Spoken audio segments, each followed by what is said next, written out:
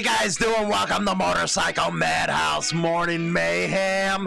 Yes, we're going to talk about how to act at a 1% party today, as well as the biker news and a word from China Dow. Yes, we're going to be listening in on China Dow. You can follow her over on TikTok. That is where she answers a lot of questions, and then you have a little fun while you're over there as well.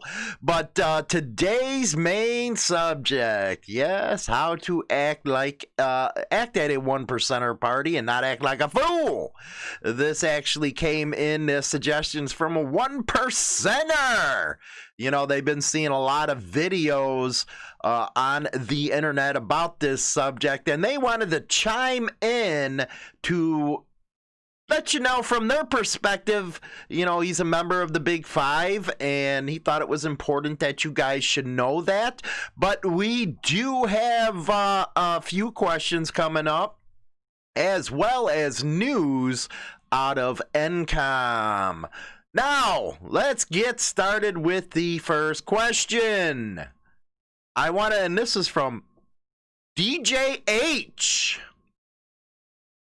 I want to know when Hollywood, that's me, went from club member to reporter for the masses. What's the story? When was your turning point? Amazing going from a piston to supporter of almost every club. You should do a video on that. Well, we're doing a video, and we're also, as you know, on every major podcasting platform.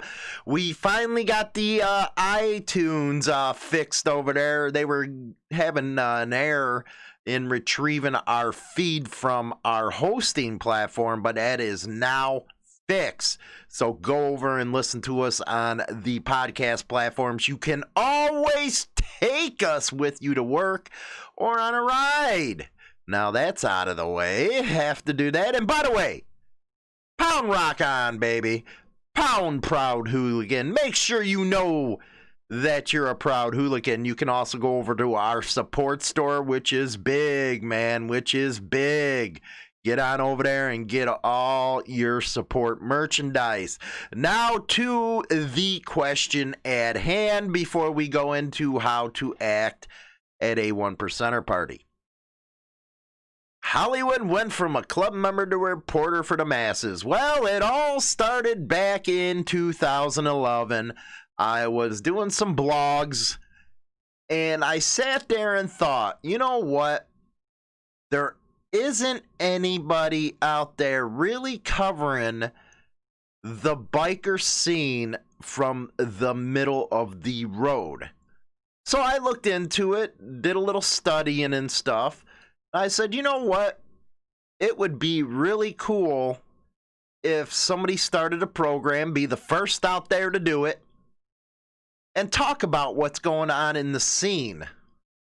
And I have plans for going to cover motorcycle rallies, dealership reviews, and we were really getting into that this year until COVID hit, and that just kind of ruined every damn thing.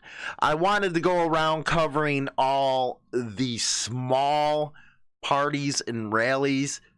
Yeah, I might have threw in a big one like Daytona or something, but I really wanted to cover the lifestyle in its purest form. Meaning, it was the small get-togethers, it was the poker runs, it was helping people from them poker runs. That's what I wanted to actually report on, and that got ruined. But anyway, yes, I do cover a lot of what's going in the club scene, and I try to cover it from both angles. The media, as everybody knows, they don't do such a good job, and with clubs really not pushing back, they really don't talk to the media. There had to be somebody out there that did. With that in mind, you know, you asked what the story is. What was my turning point? Well, it had to be Waco, Twin Peaks, because I seen how bad the reporting on it was. I didn't see a lot of pushback from regular citizens. They didn't understand it. So that's when I really got the ball rolling. That was way, you know what, again, I was doing small blogs, just giving my stupid opinion on HarleyLiberty.com, which has now grown to the #1 biker news site on the internet. What HarleyLiberty.com does is pull RSS feeds from all sorts of news agencies, all kinds of news wires, and puts it in one place where you don't have to go around searching and all that kind of stuff. It's right there. You can look at it, see what's going on in the scene, and I take a couple of those stories that I think, well, wait a second, man, this needs some attention. It needs some pushback, so I'll put it on the program, Motorcycle Madhouse Morning Mayhem, and we discuss it. I love it when there's a lot of comments. We have a lot of comments on the news stories and stuff, which is real cool. So that was, I think, my turning point. Now, yes, it was true. I was a piston, and I do have my personal biases. I do, of which club I really like, and everybody knows that one. But I did learn, and after conversations with a lot of 1%ers and different clubs, people within NCOM, and they made a lot of good points. You might have them biases, but you can't let them really come out in your reporting if you want to help the scene. So, like anything, you learn. And I'm continually learning on this. Like I said, I'm the first of its kind program. That's what we're known for, is the biker news as well as an opinion stuff. I really don't like getting into protocol stuff. You know, we started off doing that type of stuff, but I said, you know what? You're coming at it from the angle of what happened, say, 20 freaking years ago, and everything's changed. Sure, I can say, you know, what's coming on and going on right now in the scene, it would never happen back then. Yeah, I could say that. I do say that. But I think it's better to help the scene this way for everybody to understand what's happening. Because after all, when I came up, there wasn't none of this stuff. There was none of this stuff on the internet.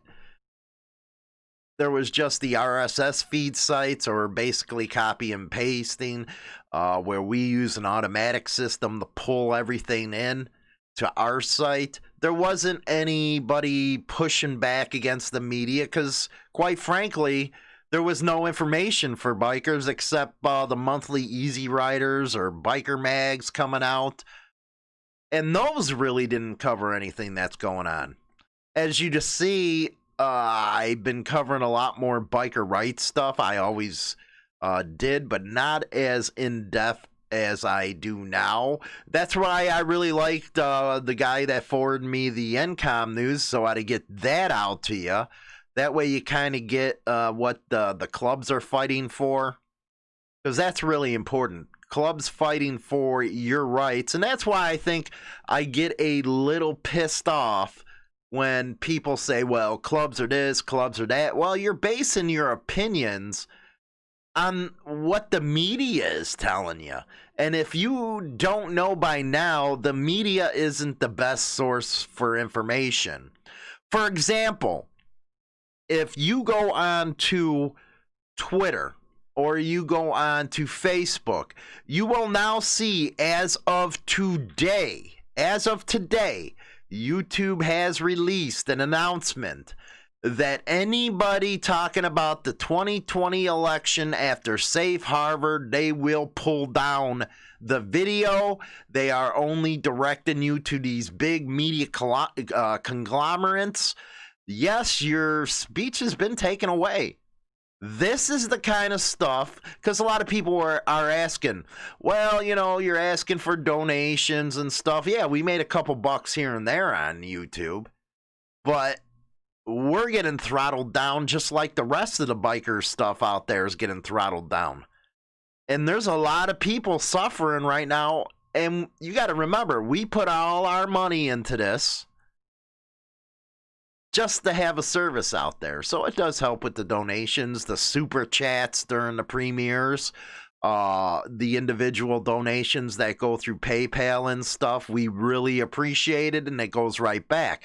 That's why we've taken on some affiliate stuff. You've seen that happening, the hemp products, the e-cig stuff.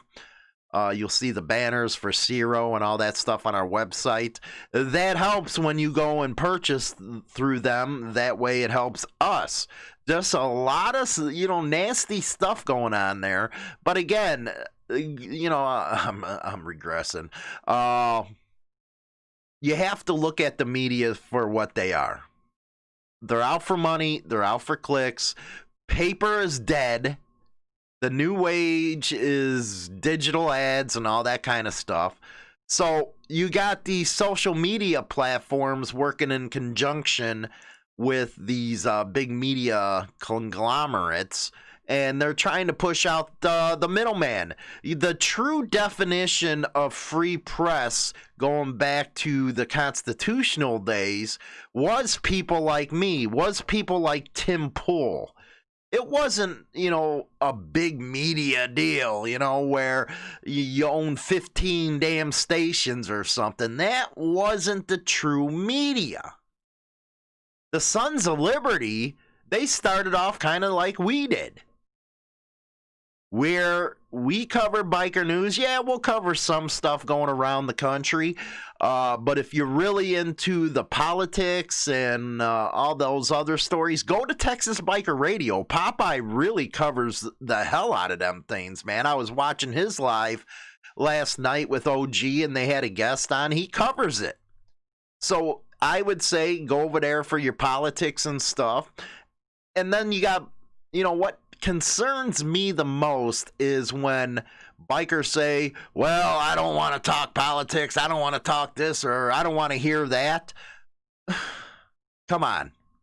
Yeah, we're bikers, but you have to know what's going on in the country, and hopefully you listen to it from a biker's point of view, because God knows you're not going to get it from out there. So I think Waco was really my turning point, where I said to myself, I got to take this up a notch, because other than Texas Biker Radio, there's really nothing out there informing the community. Yeah, you have A-Bait with their newsletters, you have MRF with their newsletters, but you need something on at least a kind of, a schedule like we got Monday through Friday, 8 a.m. You see everything happening with the news. You need something on a regular basis to keep people informed. Yeah, you might not agree with my views and all that type of stuff. Well, I get it. But at least the information is out there for you. That way you can make your own decision. We're not trying to push our views on you. And that's one thing that, separates us from the mainstream media. And you can tell we're doing a damn good job at it, because now they're pushing back. I mentioned yesterday Tim Pool. And again, go and subscribe. You'll really like that stuff. He has a podcast as well. He has more people on one of his videos than most of these news shows. That's why they're pushing back. Because it's all about money. Amazing going from piston to supporter of almost every club. It's not that I support every club. It's I support the rights of those clubs. Can you get where I'm coming from? Again, I do have my personal biases, but as you have noticed, I've kept away from them. And I've just tried to go straight on, and, I'll play devil's advocate on one side and give you an opinion from me on the other. But you have to have both sides, because without that, you can't make a decision that's legitimate. So, DJ, that's hopefully an answer to your question. And a lot of people will say, well, how the hell do you do it when you went from one thing and then everybody? Well, that's just the way I approach it logically. So let's go to another one. How to act at a 1% party. And I wanted to do this one. Again, you can send me your comments and all that type of stuff at info@insanethrottlebikernews.com. Easy to remember. You send them. As you can see, I've been doing them during the monologue and stuff. So let's get on to this. Don't try to act cooler than you are. Boy, have I seen that happen. Trust me, when I was in a club and even now. Don't try to be somebody you're not. And like you said, just be yourself. Don't hit on any girls, whether they are wearing property or not. Because a lot of them girls are there. You know, if you don't know what the property ofs is, then just search it in my channel. It'll go over that with you. But they're usually with the members all the time. They're with the members if they have that on. But there's also ones that don't have that. But, and there's the but, they're there for the club members. They're not there for you. Try to introduce yourself to members and respect voted in hangarounds and probates as much as a full member. This is very true when it comes to the big 1% clubs. Very true. Just because they're a probate or a hangaround doesn't make them any less to get respect from you. Get permission from the person or persons that invited you if you can name drop them in case someone asks why you're there or ask who you know. And I'm sure that the people that invited you is gonna, you know, stand up for you, or they wouldn't invited you. As long as you're not being a jackass, man, because at that point they're gonna choose the brothers over you because you're acting like a jackass in their house.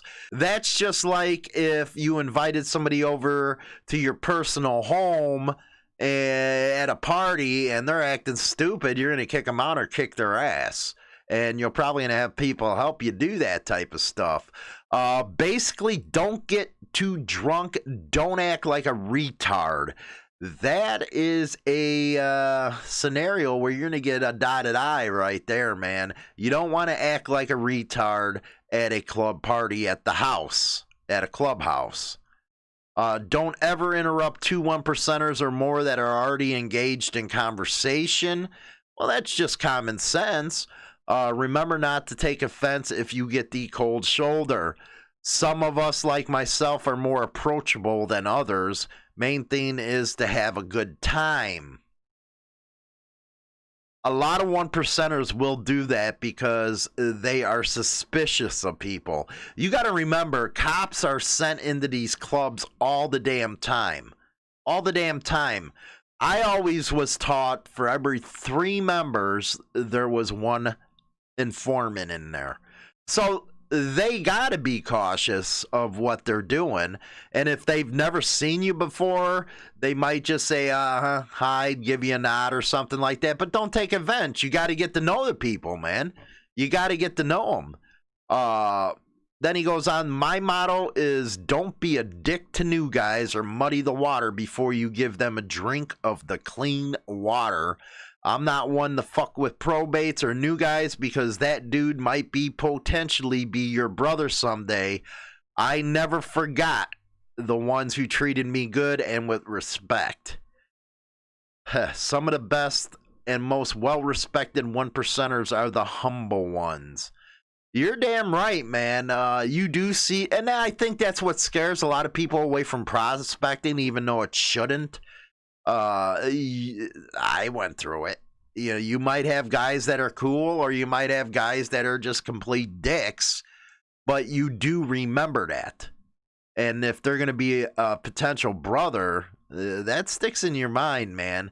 But that also sticks in the mind if you say you're just a civilian not giving a probate the respect they need. They're doing something you're not. That's why they got the probate patch on. I never forgot the ones who treated me like a dick. Most dicks are no longer members. You're damn right, man. Most of them aren't. And I never forget the ones who treated me good with respect. Some of the best, and I went over that. Whether you agree with them or not, and don't interrupt them as they speak to you. Last thing, most people, myself included, take the word brother very seriously, so refrain from using that term. Right on, man, is much better, or thanks, man, is good, usually safe term. These basics you should work with most 1%er clubs. Thanks, Hollywood, be cool on your stool, man. Sam 1%er. Like I said, man, he's pouring friggin' on, man. You hear a lot of these videos on the internet talking about this type of stuff. And again, I get hell all the time because I say my personal opinion is when it comes to 1% clubs, I only look at the legit ones that were started decades upon decades ago because they're the ones who went through the hell. They're the ones that set up everything for everybody. I have to say maybe 10 is all I consider 1% clubs. The rest haven't made their bones, man. It takes decades to get that kind of respect. So, you know, take it as you will. You got guys that are not 1%ers talking about this stuff.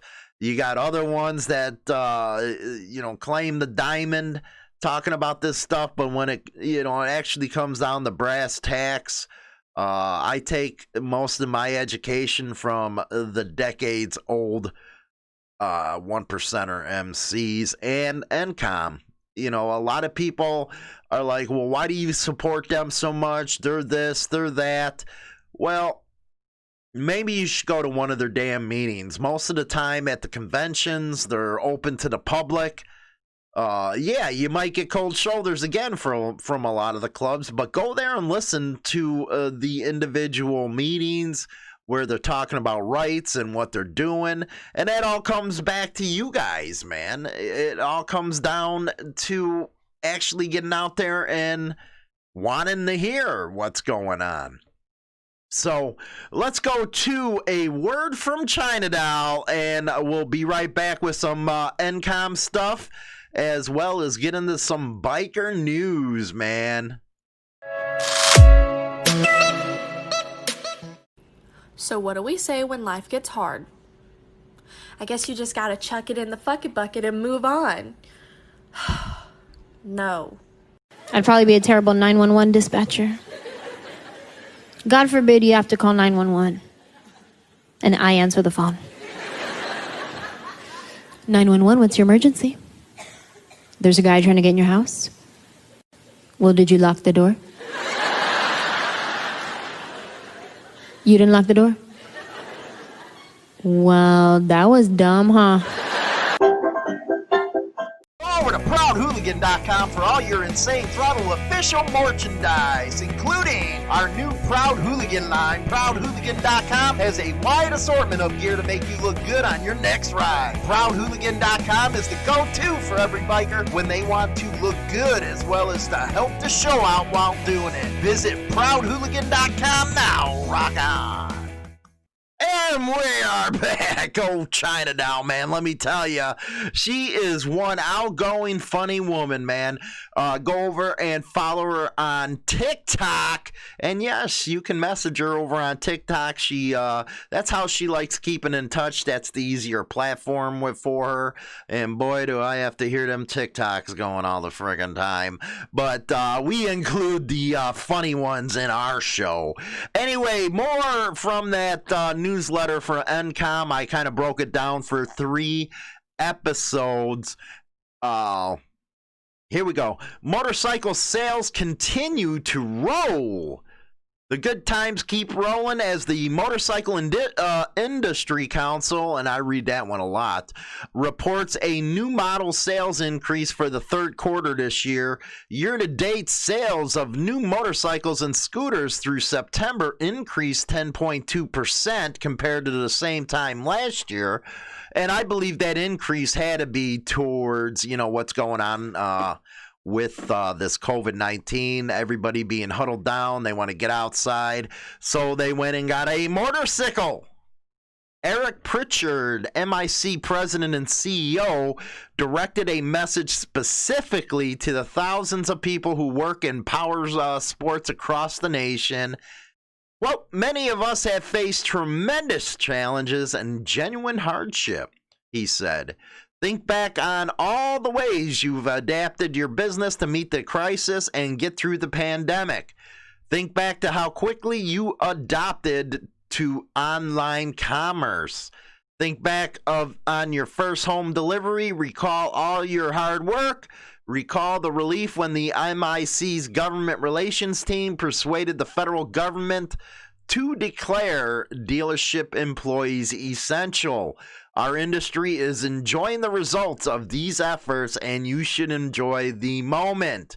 Now, this is a good news here. New good news. Rider fatalities continue to decline.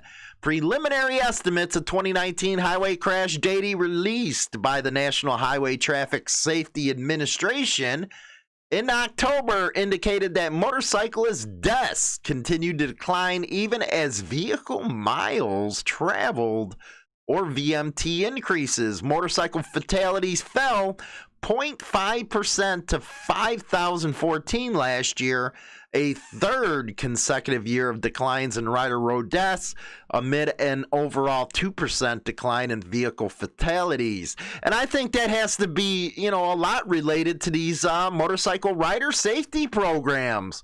Hats off to all you guys doing that program, man. That's really helping out. I didn't have it when I was going in, as jump on and do your thing. And I've done some stupid stuff, and that rider course might have helped me, but I think this has to do with the rider courses.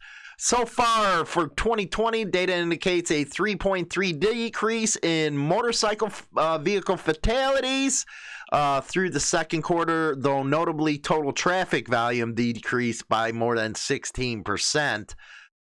In the first half of the year. Riding off-road bikes on the road. All right, here we go. And I think this is something that needs to be addressed personally, man. I really do. I hate some of the laws that have to do with off-road vehicles. While some jurisdictions across the U.S. are developing new laws to allow the use of off-road vehicles on city streets, police in New Haven, Connecticut have launched a new task force specifically to identify people illegally riding dirt bikes, ATVs, or other motorized recreational vehicles on any public property within city limits that include streets, sidewalks, parks, and playgrounds. You know what's funny? That they can pass these kind of freaking laws where you can't ride your stuff only in their determination of where you can. Can you imagine that, with horses and stuff back in the freaking day? Oh, you can't do this, you can't do that. I'd hate this stupid stuff. If it has a motor, you should be able to use it. The new ordinance increases fines for illegal riding to $1,000 for a first offense, $1,500 for a second, and $2,000 for a third. In addition, the new law includes a $100 fine for service stations that sell fuel to anyone who arrives riding off-road. You know what? With the laws, the fines, get the government out of your damn lives, man. Get them out. Now they're going to find a gas station? You want to solve the problems? Just like our highways here. You got to go 45 miles minimum on the expressway when you can go 70, all that good stuff. If you have such a problem with off-road, just freaking license them so you to get your cut of the pie, okay? My God, you get sick of these people. Anyway, that was news from the NCOM newsletter. We'll have some more tomorrow. If you got news from ABATE, MRF, NCOM that you want us to cover, make sure you send it to info@insanethrottlebikernews.com, and I'll make sure to get it out. Now, biker news. What's going on in the scene?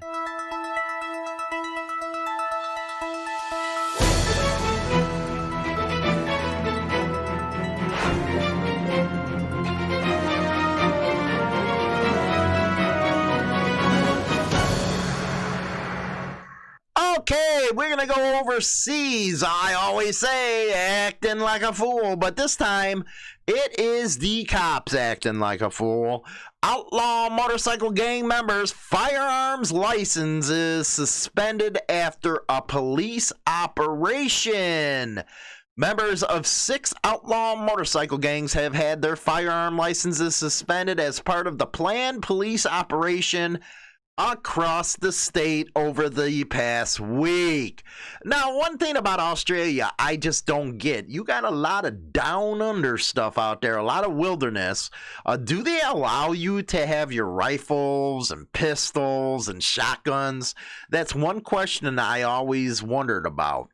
Acting Assistant Commissioner Joe Stupp said that a total of 34 members of an outlaw motorcycle gangs possessing a total of 97 firearms had their firearm licenses suspended during the operation, which began on the 3rd of December.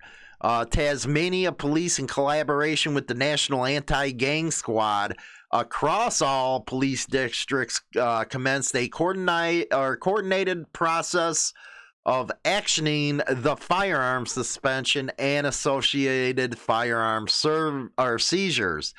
The AFT-led NAGS brings Commonwealth resources and capabilities to target outlaw motorcycle gangs and support state and territorial police to create a hostile environment for criminal gangs. A total, and here they are right here, of 6 outlaw motorcycle gangs: Devil's Henchmen, Black Ulans, Rebels, Banditos, Outlaws, and Nomads have been prescribed as identified organizations. Under S29 of the Firearms Act, the Commissioner of Police can cancel firearms licenses of people who are not fit and proper persons to hold firearm licenses. It has been determined that members of the 6 identified OMCGs are not fit and proper persons to have firearms. Don't you guys wish you had a Second Amendment over there in Australia? Very important to vote in that Georgia runoff, man, with the senators. Them frickin' Democrat gun grabber pricks are just salivating at the chance to have all 3 branches. Quote, while Tasmania Police will consider the circumstances of each individual before refusing a firearms license application or suspending an existing license, the structure of the culture of OMCGs means that there is a real risk that a member who lawfully possesses a firearm will be compelled to provide a fellow member with access to their firearm. Yes, yes, yes, it's happening again over there. God forbid. Let's see here. Motorcycle, again, this is from over at the Guardian. Motorcycle gang laws overwhelmingly target indigenous Australians. 40% of people subject to NSW consorting laws are indigenous. Try saying that damn word. The laws target introduced to target outlaw motorcycle gangs in New South Wales are overwhelmingly used, let's just say racist. That I can use that now. Yes, because the cops are doing it. An internal memo from the state's police watchdog has revealed the state's Law Enforcement and Conduct Commission has quietly launched a review of the use of consorting powers with preliminary findings revealing Aborigines Australians are dramatically represented in the use. According to the memo, which has been circulated, the Parliamentary Committee investigation, high rates of Aborigines and NSW found 40% of the people subject to consorting laws. Yes. Now over to Quebec, where our friends up north are acting a fool too. I can't say, only them. We act a fool here all the time. The raids, what do we got here? Quebec police expect 20 arrests as drug trafficking raids sweep Providence. The raids are part of an investigation that began in January and showed a trafficking network controlled by the Hells Angels was operating in Quebec City. The province's anti-organized crime division said it expects to make 20 arrests over the course of a day. The operation began in January 2019. Information obtained over the course of the probe showed that drug trafficking network controlled by the Angels. Let's see here. The Surrey du Quebec said the full results of Tuesday's operation will be provided later. That from up in Canada. Now, good news. Hooligan! Holiday Run helps Angel Tree. Yes, there's a Hooligans motorcycle club out there. But yes, over here at Insane Throttle, we're proud hooligans. No, ties to this club, but rock on.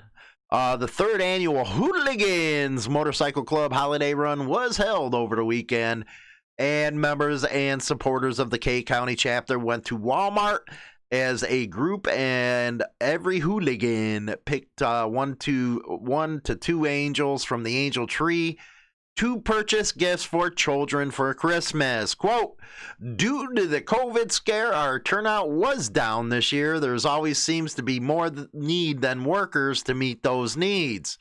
Even so, thanks to all the folks who came out today, 16 kids. That's awesome. We'll be able to have Christmas this year, said Alan Jones, Hooligan K County Chapter Motorcycle members.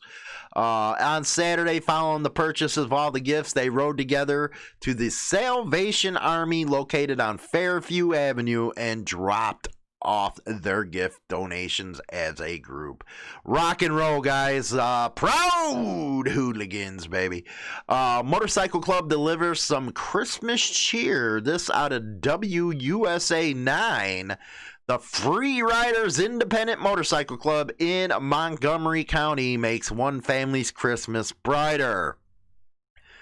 Today's Get Uplifted moment comes from WUSA 9 meteorologist Howard Bernstein, who told us about the Free Riders Independent Motorcycle Club in Montgomery County. The club's goals are to assist in communities wherever they can, and they accomplished this recently by making one local family's Christmas wishes come true. The club worked with Kemptown Elementary School in Maryland to identify a family in need. They brought food for the family, clothes for their 2 children, and put together a motorcade complete with a fire truck featuring club member Wayne Harris dressed as Santa Claus. It warmed the hearts of the family as well as the club members. Thank you to the Free Riders Independent Motorcycle Club for making that family's Christmas brighter. Rock and roll, guys. That's awesome stuff, man. Awesome stuff.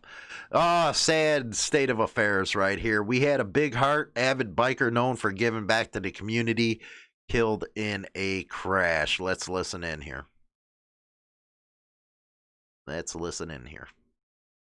Was there. There we go. Jolly was killed in a motorcycle crash last night here on Hall Spencer Road in York County. His death, of course, impacted so many people. Today, friends of the young father spoke to our South Carolina reporter Greg Suskin about what the community has lost. The flames still smolder at the bonfire where close friends saw Jamie Jolly for the last time only 24 hours ago.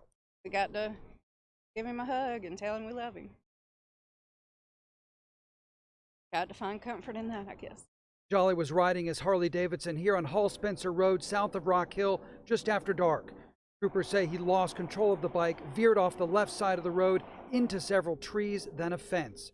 There's a new memorial just placed there and "Rest in Peace" painted in the roadway at the scene. He was our friend.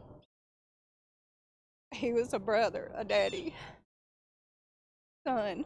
He was always such a happy guy. He'd throw his arms out, "Hello, world." Jolly was a regular here at a biker bar on Highway 21 known as the Handlebar, the place where he'd just left that bonfire minutes before he died. You can't wrap your mind around it. It's when you see someone almost on a daily basis, and then all of a sudden the next day they're gone. He wasn't only a regular, but an active part of this community, always involved in benefits, fund drives, and this toy drive just this past weekend to benefit a children's home. He was always up for helping people. Boy, just had a big heart, man. Always smiling. He leaves behind several young children and a community that will miss his devotion to others. No one can make sense of what happened on a road that he'd driven hundreds of times before. He always said when he goes out, he wants to go out riding his motorcycle. Sad state of affairs. Our condolences go out to the family and friends. Oh man. Let's see here. Jamie Jolly. Now, choreographs wall of shame. Flowman and police officer charged with trafficking meth. Oh no! Don't say it be so. Trafficking meth. Lieutenant Isaac Lopez has been arrested today during an undercover operation in Escambia County, Florida. Authorities say he was trying to buy meth to sell. Lopez is being held on a $105,000 bond. Several law enforcement organizations in Alabama and Florida helped in the investigation. Wilmington police say they are in the process of terminating his employment. Ow! Ouch. Hi, I'm James Hollywood Machikari. Join me Monday through Friday for Motorcycle Mayhem Morning Show on YouTube Live, Facebook, and all major podcasting platforms where we talk about all the major biker news going on in the scene. Rock on! Get your most unbiased and trusted biker news now at HarleyLiberty.com. Founded in 2012, Insane Throttle Biker News has been the place that all bikers come for what's happening in the scene. Go over now and bookmark HarleyLiberty.com. Rock on! Hi, I'm Hollywood. And I'm China Doll. Listen to the Hollywood and China Doll Evening Show, 7 p.m. Central Standard Time on Spotify, Apple Podcasts, and all major podcasting platforms. And don't forget to subscribe to our brand new YouTube channel. Rock on! Go over to ProudHooligan.com for all your Insane Throttle official merchandise, including our new Proud Hooligan line. ProudHooligan.com has a wide assortment of gear to make you look good on your next ride. ProudHooligan.com is the go-to for every biker when they want to look good as well as to help the show out while doing it. Visit ProudHooligan.com now. Rock on. Okay, we are back, baby. We are back. Don't forget to go over to ProudHooligan.com. Get your support where it goes and helps the show and all that good stuff. And we appreciate all you guys that have gotten your support merchandise from ProudHooligan.com. Also, don't forget to visit us over on Hollywood and China Doll Show. That is Monday through Friday at 7 p.m. Central Standard Time over on our other YouTube channel, so make sure you get on over there. Sad state of affairs. I want to send out Insane Throttle and my condolences out to the Outlaw Motorcycle Club, the AOA Nation, for on the loss of an amazing one percenter, Big Frank, man. Sad state of affairs. Sad state of affairs. hopefully the family and all them find some peace. Anyway, let's go back to the beginning. Hopefully I answered all your questions as far as why I became involved in this business. Also, from Sam 1%er, hopefully you got a lot of information out that is, as you know, about going to a 1% party, how you should be acting. Basically, it comes down to don't act like a damn schmuck. Yes, there's a lot of people that act like a damn schmuck when they go to these parties, and then they wonder why they walk out with a black eye. If you go to a 1% party, I can guarantee you're going to have more fun than you thought you would.